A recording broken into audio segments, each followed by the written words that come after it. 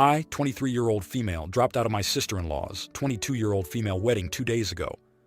Some background. I am currently 15 weeks pregnant with my first child and considered high risk because of my medical history. Before anyone asks, my husband, 26-year-old male, suggested this in the first place and fully supports my decision. My sister-in-law has always been very spoiled. She got a new car for her 16th birthday, didn't pay most of her bills in college, and is currently living rent and responsibility-free, no chores, bills, or even taking care of her own pets with her fiancé in her grandmother's house. She's even told people all she has to do is ask her grandmother for something or to pay her way, and it'll be done that instant. It is also important to add that she was in my wedding last year. Current situation? She never officially asked me or the other girls' women if we want to be bridesmaids. She just added us to a group chat, and that was that. Ever since, she has been a bit of a bridezilla. If I mentioned I couldn't go do something because my husband and I were saving for a house, she would say, "You'd only have to miss a day or two of work." When I asked her about which color shades she wanted our bridesmaids' dresses to be, she said, "It's the same on all the websites, just different names without telling which one was which." The final straw was last week when I explained to her I wouldn't be able to have my hair fully up because of the length, but I would try to do mostly up or half up. She replied with, "I'm sure you can find a way to do it up. You have time to figure it out before the wedding." On Monday, I sent her, "Hey husband," and I talked about it and have decided that it would be better if I were not to be a bridesmaid. With me being pregnant, I don't want to add additional stress or increase any risks I already have. I'm not sure that I will feel good enough to. I'm having a hard time finding a dress that will fit as well. I'm sorry that this is short notice. I just don't think I can do what you envision and be who you need me to be." She has not answered my text, but I heard from a family member that she is pissed off, and not in a momentary or minor way either. At this point, I want to tell her that if she has such little regard for me and my child's health and safety, then she doesn't have to be an aunt. So am I the idiot? Now, here are the comments. Comment 1. No idiots here, but you're going from 0 to 100 here. Take this as a lesson in practicing better communication skills because you could have spoken up from the get-go instead of going along with this nonsense until you backed out, and now you're threatening to remove her as an aunt because she has every right to feel some kind of way about her sister-in-law dropping out of her wedding all of a sudden. Let her stew and she will get over it. You've obviously never liked her, and let your resentment for her fester. To be honest, grow up. Comment 2. You're not the idiot. But if you continue to push this and say things like, she doesn't care about you or the baby, then you're definitely going to look like the idiot. Be the bigger person. Focus on your baby. Eventually, after the wedding, she'll pretend like nothing happened. Don't let narcissists like her get to you. They're definitely not worried about what they did and asking people if they're the idiot. Get my drift? Comment 3. Thank you for the support and explanations for your rationale, everyone. A few of you suggested I leave the situation as it is, which I was already planning to do so. I just genuinely wanted to know if I should have said something sooner or just stuck it out. No, I am not actually going to tell her she doesn't have to be an aunt. It was how I felt in the moment. That's it. Thanks again. Now, for the next story. My mom divorced in her early 40s from my dad. Surprisingly, she met someone new who makes her happy. They quickly married, and he has been in my daughter's life since the age of 1 and has been calling him Grandpa since then. She is now 3. The other day, my husband says he would like her to stop calling him that because he's not her grandpa. She's old enough to understand, so we need to correct her. Background. My stepdad is very involved in her life, plays with her, takes her to the park, and helps my mom babysit. She adores him. I video call my mom weekly, and she looks forward to seeing him. I'd say he's more involved than my birth dad, who she also calls Grandpa. Now, here are the comments. Comment 1. Not the idiot. Someday she will know the step ties and her ancestry and affiliations by marriage, and will still love her grandpas. Right now, she knows the love. There is a need to differentiate between the blood and step ties. Comment 2. Not the idiot. He's her grandpa. Also, what does your husband mean by a 3-year-old should understand this relationship? 3-year-olds don't understand step-parent dynamics versus bio-parent dynamics. Comment 3. Not the idiot and WTF. What is wrong with your husband? Every little child needs a special grandma and grandpa. I had many of them, some of whom weren't even related to me by blood or marriage. Now, for the next story. Really quite shaken. Background. Having a tree cut down from our back garden and consulted with neighbors, of which the tree hangs into their garden, up to 3 to the right of our house. All seemed happy. Its going has dropped stuff into their gardens regularly. Even let us know that before we moved in, the houses on the back sent a letter to the council to get it removed, as it blocks out light and drops branches and seeds onto their garden too. Council said it's private property, so nothing could be done. I suffer from severe asthma, and this is made worse by hay fever in the summer, which I take tablets for all year round. But I still get really quite bad symptoms in the heat of the summer, making it unbearable to spend time in my own garden. This tree carries the worst type of pollen that I am allergic to, and it's also now slightly over the boundary, meaning a new fence would be impossible. Today, 2 neighbors from the street behind, not even the street we live on, ask us to stop cutting it down so they can try and get a tree preservation order on it and consult about it. I explain it's private land and we asked properties were told about where the tree hangs. All were happy for it to go.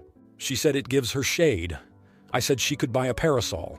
She said we were selfish for getting rid of a tree that causes at least 4 other neighboring properties a nuisance because a parasol would get too hot for her. Her, I assume, mother then joined, proceeded to walk onto our property and proceeded to take photos of the tree. I had to raise my voice and ask a second time for her to get off our property for her to leave. There is no tree preservation order on the property, and it's not in a conservation area. Am I the idiot for just wanting to be able to enjoy my own garden? Now, here are the comments. Comment 1. An update. The guys who have felled the tree reported that there was a large amount of fibers at the part that splits for the 2 main branches, and that it would have been very likely over the winter that they would have gotten wet, frozen, and then damaged the structural integrity, meaning at high risk of falling onto neighboring properties. They've also said, given where the canopy reaches to, it's likely the root system was very close to the foundations of our house and would have been a very big problem very soon. Comment 2. Not the idiot. Your garden, your tree, your property. No TPO in place. You have every right to remove it if you see fit. As the tree removal is already underway, there is nothing she can do. If she wants shade, she can plant her own tree and use a parasol until it is big enough to provide it. If she comes onto your property again, call the police and report her for trespassing. Comment 3. I have the biggest tree in 5 blocks in my front yard. It is gone. Next Wednesday, as it has been killed by Palo Verde beetles and is the wrong kind of tree for Phoenix. It is a bit juicy that the neighbor next to us is losing all their parking shades, but that is their problem. In their yard, not mine. Now for the next story. Background. I've worked at this school for a few years. They hire a person as an aide. We have a little bit of unpleasant history from a school I work at previously. We also live in the same neighborhood. She has 3 children that are not special needs but are needy that she enrolled in our school.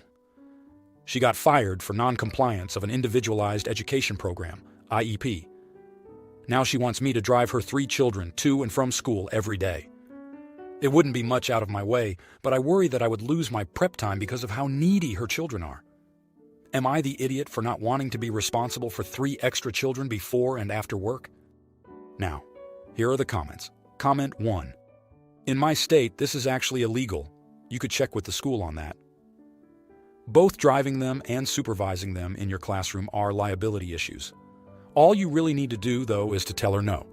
This is an unreasonable request, and she needs to organize her own life. Not the idiot. Comment 2. Not the idiot.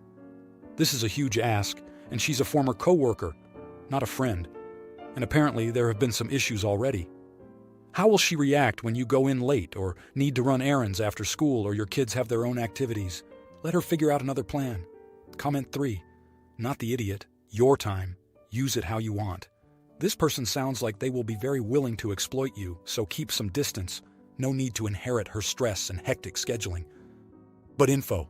Did she offer any kind of compensation for your time? And what's an IEP? Now for the next story. My mom left our life 10 years ago. Since then, my dad, 41 years old, has been raising me, a 16-year-old female, as a single parent. I love him so much, and I appreciate him for everything he has done for me. However, there is one thing that really bothers me. He sleeps with a lot of women. He is a very attractive man and has always been popular with women. He has had a few girlfriends from time to time, but none of them lasted very long. Besides that, he goes out on dates quite often, and I suspect he may have a casual sexual partner as well. He is careful not to bring his partners home when I'm there, but there have been a few times when I have walked in on them. Those were mistakes, and he apologized for them. I should also mention that he has never neglected me for any woman. Now, you may say that I have no right to be bothered, but it is very difficult for me to feel otherwise. It is especially hard because my friends often talk about it. They call my dad a DILF, and I don't like it. They don't mean to bully me, it's just a joke, but it bothers me. 2 days ago, I left my laptop open in the living room and went to the kitchen. My WhatsApp group chat with my friends was on the screen. My dad is not the type of person to read my messages or invade my privacy, but his eyes caught the message. I'd rather *CK the DILF. When I returned to the living room, he was looking at it. I didn't say anything, and he didn't ask. During dinner, he asked me how things were with my friends, and I replied, "Do you mean the message?" When he said yes, I told him that all my friends know he is good with women, and that DILF is a joke regarding that. He wasn't surprised or angry, but he said, "Maybe you should have more appropriate conversations." In response, I told him, "Well, maybe you should sleep with fewer women so that girls don't see you as a DILF." He got angry and stated that his private life was none of my business. I then told him, "Your private life is not very private." After that, he sent me to my room. I know that maybe I should have chosen my words better, but it's hard for me to say anything else when he brings it up. He's a single man and free to live however he wants, but his choices affect me too. I'm considering apologizing for what I said, but it won't change the fact that I feel uncomfortable. Am I the idiot? Now, for the next story. My wife wants to be an influencer on TikTok and YouTube. She has been creating mommy content and content about her day-to-day life. When she told me this is something she wanted to do, I didn't have a problem with. I only said that I don't want our children, 4-year-old male, 2-year-old female, in any of her content. I didn't monitor her channel because it didn't really seem necessary. I recently watched her channel because I thought it'd be cute to see what she does in her day-to-day life. I found our children's faces in almost all of her content. I told her straight up, she needs to remove all of her content. She said that she knew I wouldn't agree, but she doesn't think this is a big deal. I don't like children's content. I feel like a lot of the time when you see that children make profit, they become less of your kids and more of a product, and your interactions become more performative. And I can see the same thing has happened to her because she posted a video of her getting our 2-year-old out of a tantrum and how she deals with it. But how is your first instinct to record and hold a camera while our baby is crying? She started crying, saying that she built this up, and this is her dream, and deleting her content will ruin it. And I said, I simply don't give a frick. If you don't delete it, I will consider a divorce. I know a lot of people have children on their social media, and I don't mind an Instagram or Facebook post. But to make videos seems too intimate to share. She told her friends and even hinted on her social media accounts that she has an over-controlling and narcissistic husband that doesn't want her on social media. I am currently being ridiculed by her friends. Am I being over-controlling or narcissistic? Edit. Someone asked what kind of content. The content isn't really harmful, just her feeding them and playing with them. But the two types of videos I have problems with are her recording our children's tantrums, and our 2-year-old still doesn't like clothes. We are trying to get her to wear them more, but our house can be hot, so she is in diapers a lot. I don't like the videos of our daughter in her diapers. Now, here are the comments. Comment 1. Not the idiot. She can be a content creator without kids in the videos. There are plenty of things to do. She can still do mommy content without the kids. Packing their lunches, how she gets ready, meal prep, just talking about how she handles discipline, etc. You are the other parent and have a right to say no to them being in influencer content. As for the question of are you generally narcissistic and controlling, I don't have enough info. How often do you threaten divorce? Are you controlling in other ways? It kind of sounds like this is bigger than, am I the idiot? Your wife might be struggling in her role as a mom if she's this latched on to being a mommy influencer. I would look into that. Comment 2. A business model that is built on exploiting your own kids is both ethically dodgy now and building up problems for your future relationship with your kids. That dream sounds more like a nightmare. If she's going to conduct her arguments with you via her social media, then she's told you just about everything you need to know. I'm pretty sure YouTube removes content with kids if they're told it's without parental consent, not the idiot. Comment 3. Influencers are garbage. People who want to be influencers are on their way to being just as bad. The fact that your wife included your children in her content after you specifically made that a boundary is a major problem. Your wife is never going to be an influencer. What she will end up being is a neglectful, abusive parent. Your children will never have privacy when it comes to her influencer aspirations. Not the idiot. If you like this video, you'll probably like these too. Also, while you're here, please consider subscribing. It's your support that keeps this channel alive and allows me to make better and longer videos. Have a great day.